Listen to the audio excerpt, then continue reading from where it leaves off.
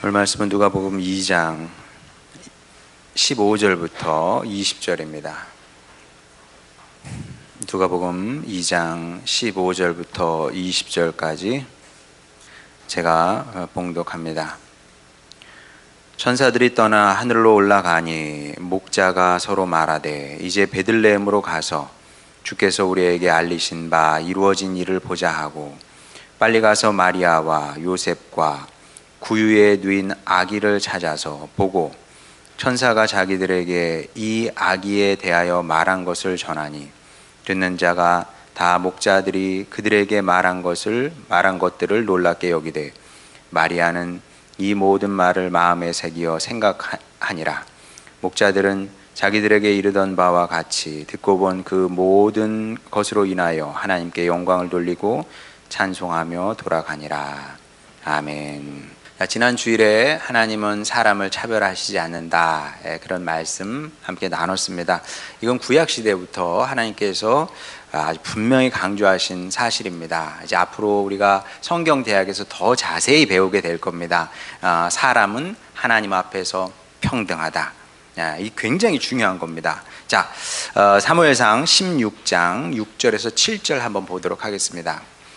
그들이 오매 사무엘이 엘리압을 보고 마음에 이르기를 여호와의 기름 부으실 자가 과연 주님 앞에 있도다 하였더니 여호와께서 사무엘에게 이르시되 그의 용모와 키를 보지 말라.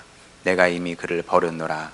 내가 보는 것은 사람과 같지 아니하니 사람은 외모를 보거니와 나 여호와는 중심을 보느니라 하시더라. 자, 여기서 외모는 외모만 진짜 얘기하는 게 아니고요. 우리가 사람을 판단하고 평가를 하거든요. 그 모든 평가 기준을 다 아우르는 말입니다. 우리가 사람을 만납니다. 그러면 판단하고 평가를 하잖아요. 뭘로 판단하고 평가합니까? 뭐 인종도 그 중에 하나가 될 수가 있고요. 그 다음에 직업, 뭐 신분, 뭐 교육 정도, 재산, 뭐 이런 걸 갖고 사람을 판단을 하고 이렇게 가르기도 하고 나누기도 하고 좀 높여서 대하기도 하고 하대하기도 하고 뭐 이렇게 합니다. 이런 기준이 우리에게 안 중요할 수는 없어요. 저는 안 중요합니다. 에이, 그런 사람이 세상에 어디 있어요. 그런 사람은 없습니다. 다 그 기준에 맞춰서 사람을 만나게 돼 있고요. 그래서 이제 사람은 악한 거고, 그래서 다 사람은 죄인인 거고, 회개가 필요한 거고, 그런 거죠. 하지만 사람이 뭐라고 하건 간에, 어떻게 생각하건 간에 그건 사람의 생각일 뿐, 하나님께는 이런 것들이 사람의 기준이 하등 전혀 중요하지 않습니다. 정말 전혀. 그냥 이러나 저러나 그냥 다 사람일 뿐이에요. 그냥 다 동일한 겁니다. 하나님께는 그냥 사람, 그 이상도 아니고 그 이하도 아니고 모두가 다 사람일 뿐이다. 자, 그래서 하나님은 공평한 분이다, 이렇게 얘기를 하는 겁니다. 그럼요, 사람의 능력 차이가 있죠. 타고나는 그 능력 차이가 있고 그걸 우리가 부정하지는 않아요. 그걸 어떻게 부정을 합니까? 그런데 그러나 저러나 하나님 앞에서는 다 사람일 뿐이다. 그래서 그런 의미에서 하나님은 공평하다, 이렇게 얘기를 하는 거죠. 그래서 이제 우리가 살면서 주눅 들으면 안 됩니다. 제가 자주 얘기하잖아요. 교만과 열등감은 같은 질병이에요. 뿌리가 같은 겁니다. 그러니까 내가 열등감을 갖고 있는 건 죄가 아니죠. 아니, 그것도 죄예요. 교만과 거의 비슷한, 물론 교만이 좀 더 세긴 하지만 교만과 비슷한 죄입니다. 그러니까 사람은 교만해서도 사람은 하나님의 사람을 얘기하는 거예요. 성도는 교만해서도 안 되지만 열등감을 갖고 살아도 안 되는 거죠. 왜냐하면 사람들이 나를 뭐라고 평가를 하든 간에 그건 그 사람의 평가예요. 최종 심급은 하나님이에요. 하나님께서 나를 어떻게 보고 어떻게 평가하느냐가 이게 중요한 거죠. 그래서 하나님께서 높이 평가하시는 사람이 되면 그만인 겁니다. 이게 진짜 복의 사람이고, 이런 사람을 가리켜서 성경은 하나님 마음에 합한 자다, 이렇게 얘기를 하죠. 하나님 마음에 합한 자, 얼마나 참 좋은 표현입니까? 이런 성도로 변화 발전하는 여러분 모두가 되시기를 주님의 이름으로 축원합니다. 하나님 마음에 합한 사람. 자, 그러면 어떻게 하면 우리가 하나님 마음에 합한 사람이 될 수 있을까요? 자, 하나님의 자녀는 마땅히 이 질문을 해야 됩니다. 그리고 굉장히 중요한 질문이고요.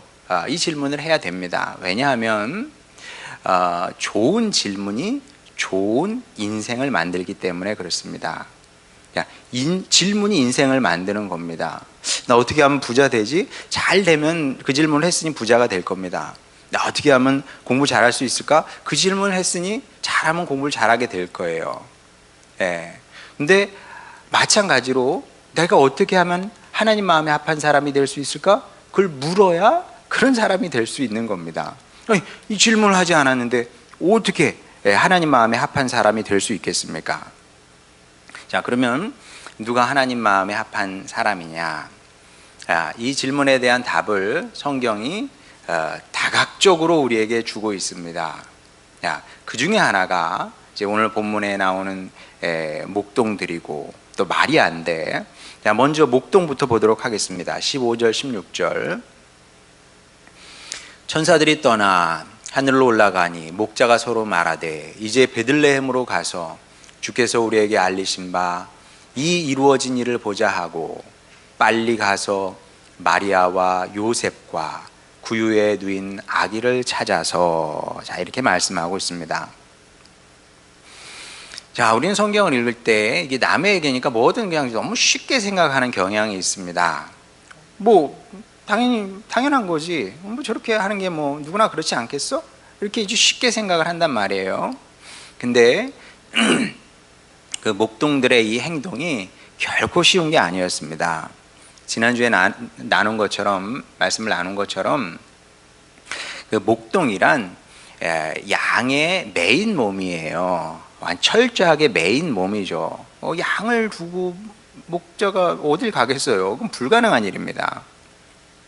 어떤 경우에서도 목동은 양 곁을 떠날 수 없고 떠나서도 안 되고, 이게 직업 윤리이기도 한 거예요. 있을 수 없는 일이야. 이거는 있을 수 없는 일인 겁니다. 게다가 우리 지난주 본문 말씀에 의하면 목동들이 양떼를 지키고 있을 때는 밤이었답니다. 밤에 밖에서 개활지에서 양떼를 보고 있었어요. 그럼 여러분, 지금이야 이제 인클로저라 그러죠. 이렇게 담 같은 걸 쌓아놓고 양을 이렇게 먹이고 이런단 말이에요. 근데 2000년 전에 무슨 인클로저가 있어요. 그냥 개활지예요. 그냥 뻥 뚫린 곳에서 양떼를 치는 겁니다. 그럼 이제 늑대들이나 이런 짐승들이 와서 양을 잡아먹으려고 하겠죠. 그러니까 잠을 잘 수가 없는 거예요. 목동은 한번 나오면 이 잠을 잘 수가 없어요. 그러니까 이제 교대로 조금씩 눈을 붙였겠죠. 그러나 이제 얼마나 이게 고된 게 이게 목동의 삶이겠습니까? 자, 그런데 그 양떼들은 어떻게 하고 예수님을 찾아 나섰다. 근데 빨리 갔다 그랬거든요. 이게 굉장히 중요한 겁니다. 그냥 간 게 아니라 빨리 갔대요. 그럼 양들은? 저 진짜 궁금하거든요. 근데 성경은 이런 것에 대해서 이런 방구 얘기가 없어요. 참 불친절하지. 근데 이걸 이제 여백이라 그러는, 성경은 여백이 굉장히 많아서 우리의 상상력을 자극하고, 그리고 이게 자꾸 질문하게 하고 뭐 이렇게 하는 겁니다. 주님, 양떼들은 어떻게 된 겁니까? 네가 한번 생각해봐라. 뭐 그런 거죠. 이제 목동들은 해서는 안 되는 일을 한 겁니다. 해서는 이게 안 되는 일이죠. 또 근데 이제 뭐 꼭 이렇게 하지 않아도 사실은 됐거든요. 왜냐하면 목동들에게는 핑곗거리가 있었습니다. 어떤 핑곗거리냐 하면, 천사들이 나타나서 뭐라고 얘기를 했냐면, 강보에 쌓여 누워있는 아기가 너희들이 이제 혹시 보게 되면 그가 세상의 구원자다, 이렇게만 얘기를 했고요. 이게 끝이에요. 너희들이 빨리 가서 뭐 찾아서 만나라, 뭐 이렇게 명령한 건 아니었다는 겁니다. 자, 그런데 이게 사소한 것 같지만 이제 하나님께서 일하시는 방법입니다. 제가 아는 하나님은 물론 이제 뭐 이렇게 해라 저렇게 하라 하기도 하세요. 근데 제가 아는 하나님은 그렇게 하기보다는 너 하고 싶은 대로 해라 그러세요. 다만 좋은 게 뭔지는 다 보여주십니다. 예, 네가 이렇게 하면 이게 너한테 좋을 것 같아. 그리고 이거 이렇게 하면 내 마음이 아프다. 이렇게 하면 네가 좋은 인생을 살 수 있게 되고 저렇게 하면 네 인생 망치게 된다. 그런 것도 성경을 통해서 다 가르쳐 주십니다. 그러나 구체적인 결정은 내가 하는 거예요. 내가 이 내 자유를 아무도 침해하지 않습니다. 하나님도 침해하지 않아요. 내 자유는. 그러니까 이제 사람이 하나님의 형상대로 만들어졌잖아요. 이 형상이 엄청나게 많은 의미를 갖고 있는데 그 중에 하나는 하나님이 절대 자유자거든요. 그 상대편이 나예요. 하나님만큼 자유로운 게 납니다. 내 자유를 아무도 침해하지 못해. 예. 여러분 부모님 자녀의 자유를 침해할 수 있어요, 없어요? 예, 어느 순간 어렵다고 보는 거지. 어느 순간. 예. 마찬가지로 하나님도 우리의 자유를 침해하실 수 없는 겁니다.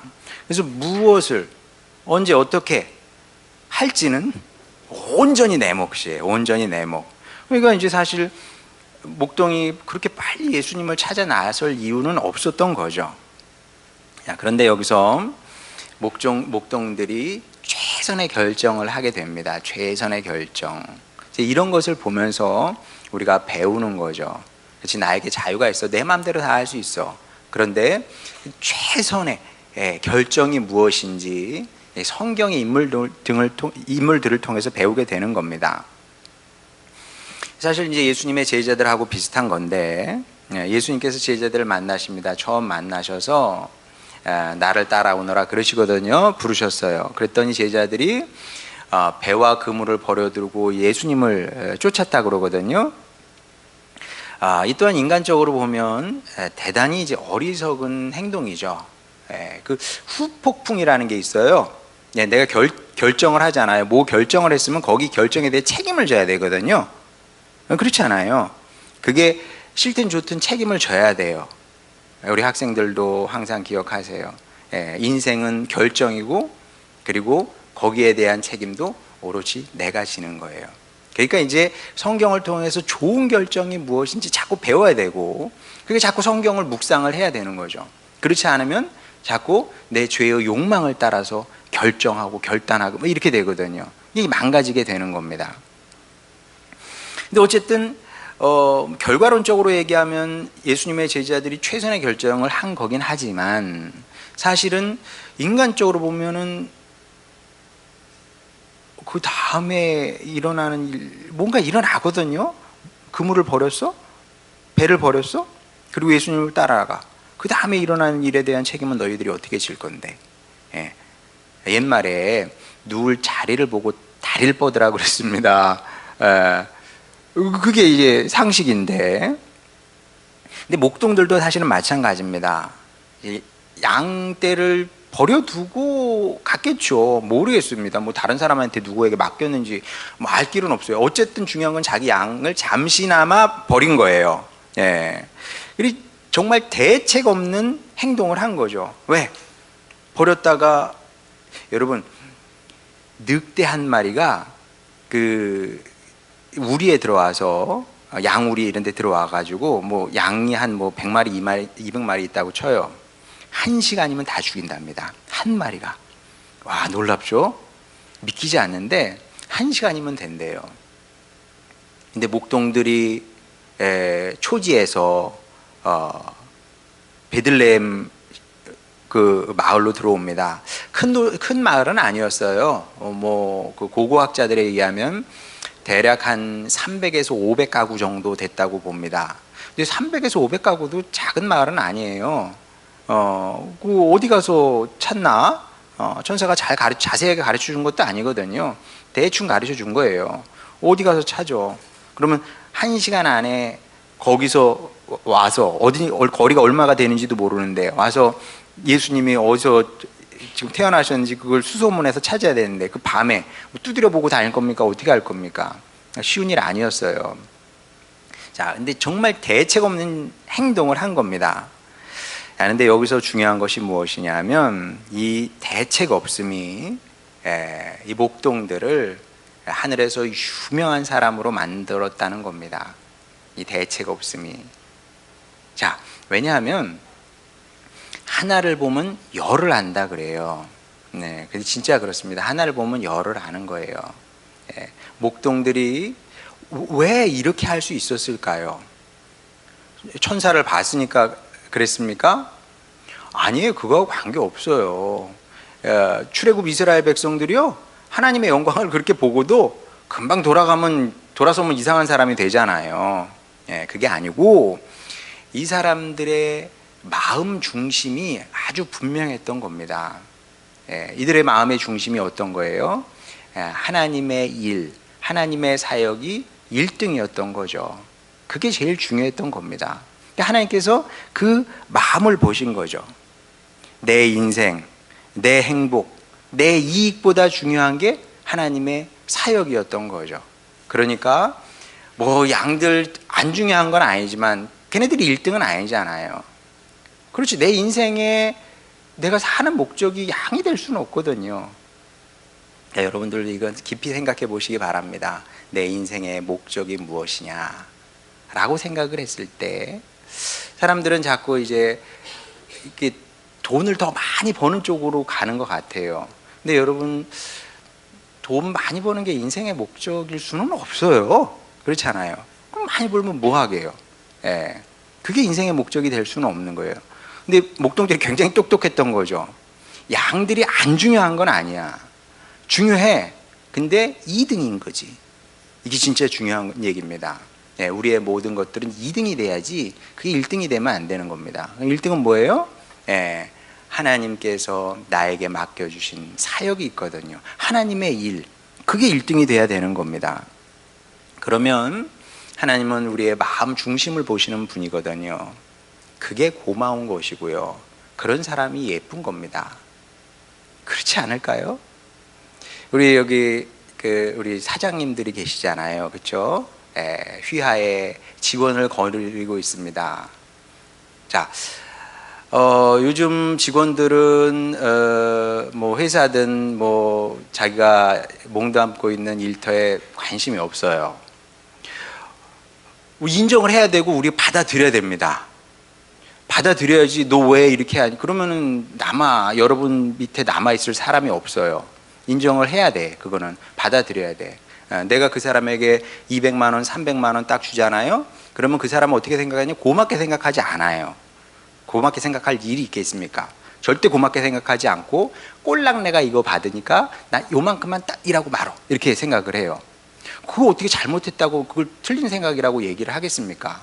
받아들여야 돼. 사용자 입장에서는 시대가 바뀌었어요. 시대가 바뀌었기 때문에 왜 이러냐 이러면 안 돼. 받아들여야 됩니다만은, 근데 예쁘진 않아요, 솔직히. 그렇잖아요. 예뻐요? 예쁘진 않아요. 왜? 마음이 느껴지거든. 마음이, 태도가 딱 시간에 와서 딱 끝나면 난 간다. 그리고 돈만 받는다. 이거예요. 뭐 사장님이 없으면 관계없어요. 사장님이 없는 또 회사도 있을 수 있잖아요. 뭐 아무도 컨트롤하지 않으니까 괜찮아. 근데 사장님이 있으면 그 다 눈에 보이거든요. 아유, 얘는 진짜 마음이 없구나. 이 직원은 마음이 없어. 예쁘지 않아. 고맙지 않아. 근데 드물게 내 회사를, 내 사업체를 좋아하고 또 사랑하고 이런 직원이 없다고 보는데 없다고 보는데 있을 수도 있잖아요. 그럼 어때요? 고맙죠. 예쁘죠. 하나라도 더 챙겨주고 싶죠. 어쩌면 내가 그만둘 때 내 자식들 안 한다면 네가 해라, 이렇게 될 수도 있는 겁니다. 근데 하나님의 마음이 그렇다고 보면 되는 겁니다. 너무 고맙고 예뻐서 그런 사람에게 특별한 당신의 일들을, 사역을 맡기게 되는 겁니다. 목동들이 그랬어요. 이 사람들이 볼 게 뭐 있는 사람들입니까? 아무것도 없는 사람들이에요. 그런데 이 땅에서는 무명하나 하늘나라에서는 유명한 사람이 된 거 아닙니까? 그러니 여러분도 이런 성도가 되시길 바랍니다. 하나님께서 하나님의 사역을 가장 귀히 여기고 소중히 여기시는 그런 여러분이 되어서 하나님 마음에 합한 사람이 되면, 그러면 그 사람은 가장 복된 인생을 살게 되는 것이고요, 하나님께서 높이 평가하시는 그런 사람이 되는 겁니다. 자, 이와 함께 본문에 또 다른 주인공이 등장합니다. 마리아인데, 마리아 또한 하나님 마음에 합한 사람이었습니다. 다만 목동들과는 조금 달라요. 자, 18절 19절 보겠습니다. 듣는 자가 다 목자들이 그들에게 말한 것들을 놀랍게 여기되 마리아는 이 모든 말을 마음에 새기어 생각하니라. 마음에 새겨 생각했다, 이렇게 말씀하고 있습니다. 사람은 아무거나 마음에 깊이 두고 그것을 자꾸 꺼내서 생각하게 되지 않습니다. 네. 그런 게 있다면 그거는 나의 지극한 관심사인 거죠. 지극한 관심사, 그런 것만 자꾸 끄집어내서 생각을 하게 되는 거죠. 정말 그런데 그래서 이제 이 내 생각을 생각하는 게 굉장히 중요한 겁니다. 이걸 좀 어려운 말로 뭐라 그러냐면 메타 사유, 이렇게 얘기해요. 요즘 막 메타 얘기를 많이 하잖아요. 메타가 뭐야? 설명하면 길어요. 메타 사고, 메타 사유는 뭐냐면 생각을 생각하는 거예요. 생각을 생각하는 거. 내가 뭘 생각하고 사는지 그것을 생각을 하는 거죠. 자, 그래서 여러분에게 이제 숙제를 하나 내드리겠는데, 이번 주 한 주 동안 사시면서 내가 도대체 무슨 생각을 하면서 사는지 여러분의 생각을 한번 점검해 보시기 바랍니다. 그래서 1번부터 5번까지 내가 제일 많이 생각하는 게 뭔지, 두 번째로 생각하는 게 뭔지, 이런 것들을 한번 찾아냈으면 좋겠습니다. 그러면 이제 여러분의 이제 관심사가 드러나게 될 것이고, 이제 그걸 확인하는 시간이 필요하다는 거죠. 물론 이제 숙제를 저한테 제출하실 필요는 없습니다. 그냥 여러분이 숙제를 통해서 여러분의 영적인 상태 그리고 수준을 확인하면 그것으로 충분하다. 그리고 이제 이 작업이 굉장히 중요한 이유가 있는데, 아까 그런 얘기를 했어요. 이제 질문이 인생을 만든다 그랬잖아요. 근데 내 관심이 인생을 만드는 것도 또 있거든요. 내 관심을 따라서 가는 거예요. 내가 많이 생각하는 것 그쪽으로 갑니다. 사람은 그럴 수밖에 없어요. 내가 계속 게임에 대해서 생각해. 게임을 따라가게 돼 있는 거죠. 돈 생각하면 이제 돈 따라가는 거고, 뭐 이제 그 이성 생각하면 이성만 따라가게 되는 거고, 뭐 이렇게 되는 거예요. 내 관심이 인생을 만들어 가는 거거든요. 그리고 이제 이렇게 내가 무엇을 생각하고 무엇에 관심을 갖고 있는지 이제 분석을 해야 되는 중요한 이유가 왜 그러냐면, 이게 질병을 치유하는 것하고 비슷하는데, 어떤 증상이 나타난단 말이에요. 배가 아파. 배가 아프면은 맹장 수술을 할까요? 배가 아프면 일단 배부터 가르자 그럽니까? 그럴 수 없거든요. 아픈 증상이 나타났으면 뭐 여러 가지 이유가 있겠죠. 뭐 전 잘 모르지만 뭐 맹장염만 있는 건 아닐 거예요. 그러면 병원에 가면 다양한 검사를 해서 무엇이 이 통증을 일으켰는지 확인할 거 아닙니까? 그 다음에 뭐 약을 주든지 무슨 뭐 수술을 하든지 그렇게 되는 겁니다. 마찬가지로 내 영적인 상태를 객관적으로 분석을 해야 그때부터 이제 신앙 발전을 도모할 수 있게 되는 거죠. 내 관심이 어느 쪽으로 기울었는지 확인을 해야 되는 겁니다. 그래서 확인했어. 그런데 만에 하나 내가 하나님에 대해서 관심이 없는 것 같아. 하나님에 대해서 생각을 하지 않고 살아. 그리고 하나님의 일, 사역에 대해서도 관심이 없어. 생각하지 않아. 이렇게 되면 하나님의 사람으로 살 수 없는 겁니다. 하나님께서 그런 사람에게 사역을 맡겨주실 수도 없어요. 어떻게 맡겨? 관심이 없는데. 그럼 불가능한 일이겠죠. 맡겨줘도 일을 못하는 거예요. 못할 수밖에 없겠죠. 관심이 없는데 어떻게 하겠습니까? 그래서 여러분이 마리아를 닮기를 원하는데, 마리아를 보세요. 이 모든 말을 마음에 새기어 생각하니라 그랬단 말이에요. 이 관심이 있었기 때문에, 이런 관심이 있는 사람이기 때문에 하나님께서 그에게 이 중차대한 사명을 맡기신 거 아니겠습니까? 여러분이 분명히 아시기 바랍니다. 하나님께서 여러분을 이 땅에 보내실 때는 여러분과 꼭 하고 싶은 게 뭔가 하나는 있어요. 하나일 수도 있고 둘일 수도 있고 셋일 수도 있습니다. 진짜 있으니까 온 거예요. 그러니까 이유 없이 태어난 사람은 아무도 없습니다. 하나님께서 여러분을 이 땅에 보내실 때는 뭔가 큰 뜻이 있어서 여러분을 보내셨단 말이에요. 근데 제가 목회 칼럼에도 쓴 것처럼 하나님께서 계속 그쪽 방향으로 부르시는 거거든요. 부르시면 네 알겠습니다 주님하고 따라가면 좋은데, 많은 경우 핑계거리가 많아. 이래서 싫고 저래서 싫고 뭐 이렇게 되는 거죠. 이렇게 돼. 그러다 보면 이제 평행선을 걷게 되는 것이고, 이제 하나님은 하나님의 길이 있는데 이제 우리는 우리의 길을 걷게 되고, 이런 이제 문제가 생기게 되는 겁니다. 제 말이 틀리지 않아요. 하나님께서 여러분을 부르신 뜻이 있다. 근데 여러분이 자꾸 그걸 우습게 생각을 한단 말이에요. 내 나이 60에, 내 나이 50에 내가 뭘 할 수 있겠어. 이제 할 만큼 했지. 이렇게 생각을 해요. 그냥 살 만큼 살았으니까. 근데 여러분, 목동이 뭘 해? 그렇잖아요. 목동 뭐 젊었겠죠. 젊었으라 기껏해 목동이야. 그냥 평생 뭐 양이나 치다 죽는 거 아니겠습니까? 근데 목동이어서 주님의 사역을 못했습니까? 마리아가 뭘 할 줄 알았겠어요? 교육을 받았겠습니까? 뭘 했겠습니까? 우리가 다 더 나아.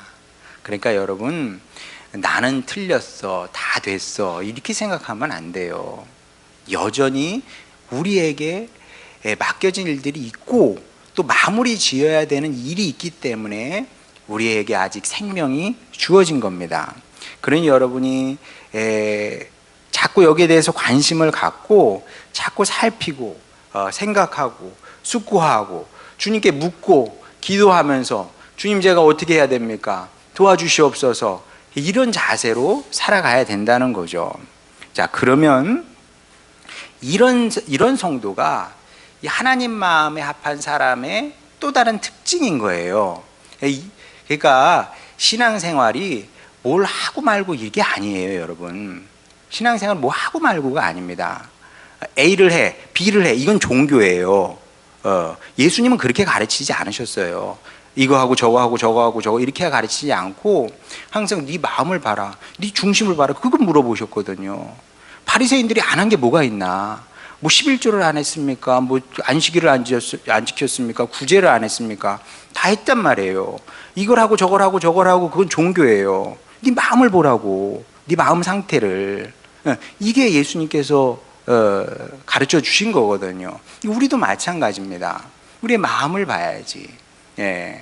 내가 하나님에 대한 관심이 있는 건지, 내가 하나님의 사역에 대해서 조금이라도 생각을 하며 살고 있는지, 그게 중요한 겁니다. 신앙생활의 전부는 마음이에요. 마음.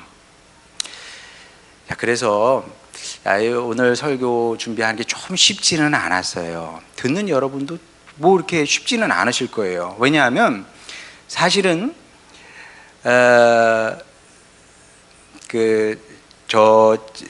전임 목사님께서 저에게 자주 하셨던 얘기가 있어요. 저는 옛날 얘기예요. 죄송합니다 이런 얘기해서. 근데 그 목사님이, 제 얘기가 아니라 그 목사님이 뭐라 그랬냐면, 성도들은 멍청해서 뺑뺑 돌려야 된대요. 교회에서 자꾸 교회 오라 그래서 뺑뺑 돌려야 된대요. 다른 생각이 안 들어가게끔 계속 뺑뺑뺑뺑뺑뺑뺑 돌려서 세상을 모르게 하고, 그래서 교회 안에서만 돌려서 이렇게 해야 시험도 안 들고 교회에 충성하고 이렇게 된대요. 맞아요, 틀려요? 맞죠. 맞아요. 좋은 방법이에요. 근데 저는 그렇게 목회를 하고 싶지는 않았습니다. 근데 여러분, 그것도 좋은 방법이 진짜 그렇게라도 보호할 수 있다면, 그렇게라도 성도를, 그러니까 저는 그 목사님의 그 발언이 못됐다고 생각하지, 그리고 제가 그 목사님을 아니까 좋으신 분, 훌륭하신 분입니다. 나쁜 분 아니에요. 그렇게라도 성도들을 보호하고 싶었던 거죠. 근데 그렇게 해서 우리의 마음이 정말 하나님께서 우리의 마음의 중심을 보시고 눈물을 흘리실 수도 있다고 저는 생각을 하거든요. 진짜로. 그러니까 여러분, 신앙생활을 좀 큰 목표를 갖고 그렇게 신앙생활 하면 안 될까요? 나 이게 교회 교회 와서 그냥 천국은 가겠네, 이렇게 있으면 되지. 잘하지. 여러분, 이만큼 하면 몇 점 드릴까요?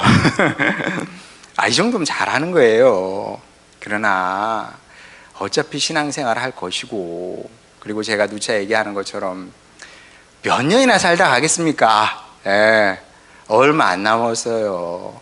그러면 우리가 주님 앞에 서게 될 텐데, 주님 앞에 섰을 때 글쎄 뭐 심판을 받아가지고 혼나는 사람은 어떻게 되는지 전 거기에 관심이 없어요. 제가 관심을 갖는 건 뭐냐면, 제가 주님 앞에 갔는데 주님께서 제 손 붙잡고 성렬아 고맙다, 네가 세상에 있어줘서 진짜 고맙다, 뭐 이런 말을 하기가 좀 부끄럽긴 하네요. 솔직히 제가 부끄럽긴 하지만 여러분도 그렇게 됐으면 좋겠어요. 네 마음이 너무나 예뻤고 너의 마음 씀씀이가 나에게 너무나 고마웠고, 위로 없는 신생에서, 우린 인생이고 하나님은 신생이고, 위로 없는 신생에서 네가 나의 위로가 됐구나. 주님께서 그렇게 말씀해 주실 수 있다면, 그러면 그게 가장 최고의 복된 인생이다, 성공적인 인생이다, 저는 그렇게 생각을 합니다. 그러니 여러분, 이거는 제가 해드릴 수 있는 게 아닙니다. 제가 어떻게 여러분의 마음을 건드립니까? 설사 안다고 해도, 여러분의 마음이 잘못되어 있다고 한들 제가 어떻게 여러분의 마음을 건드리겠습니까? 아무리 좋은 뜻이라도 마음을 건드리는 순간 그냥 여러분과 저는 관계는 끝난다고 보면 되는 거죠. 천안에 천안 하늘소망 교회만 있으면 괜찮아요. 교회가 이렇게 많은데 마음을 다쳐가면서까지 교회 생활하지는 않습니다. 제가 어떻게 여러분의 마음을 만집니까? 여러분 스스로 여러분 마음을 가꾸고 다듬고 관리하며 사시길 바랍니다. 왜? 다시 한번 강조하지만 마음이 전부이기 때문에 그렇습니다. 그래서 바라기는 목동과 마리아와 같은 성도로 변화 발전하는 여러분이 되었으면 좋겠습니다. 꼭 그렇게 되어서 하나님 마음에 합한 성도가 되어서 이 땅에서는 무명한 자 같으나 그러나 하늘에서는 유명한 자가 되시고, 이 땅에서는 아무도 여러분을 평가하지 않을지라도 주님께서는 높이 평가하시는 그런 축복의 인생을 만들며 살아가는 여러분 모두가 되시기를 주님의 이름으로 축원합니다. 찬양 부르고 기도하겠습니다.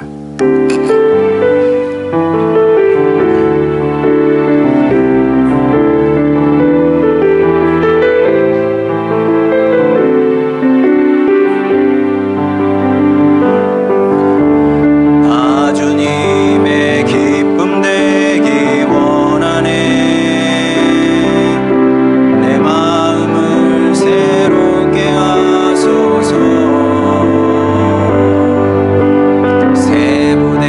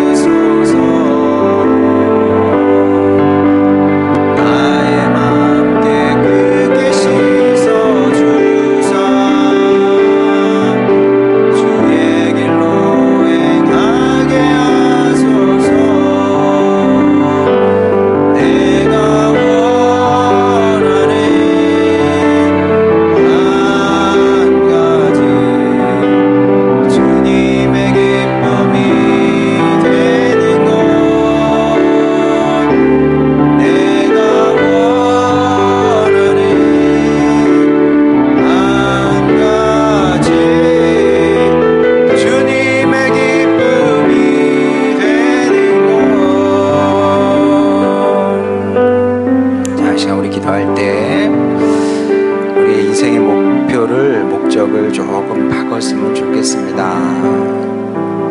사람은 행복해지고 싶죠. 즐겁게 살고 싶습니다. 그게 잘못은 아닙니다. 그러나 진짜 행복해지는 길이 뭘까요? 정말 즐겁게 사는 길이 뭘까요?